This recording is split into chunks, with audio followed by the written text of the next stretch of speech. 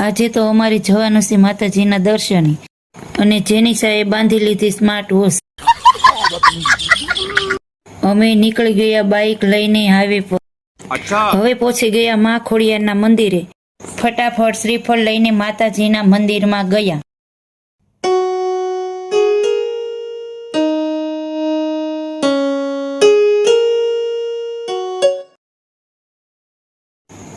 અને માતાજીના દર્શન કર્યા. મિત્રો, રા નવઘણ તેની જીભની માનેલી બહેન ઝાહલની વારે જ્યારે ચડ્યા ત્યારે અહીંથી પસાર થયા હતા.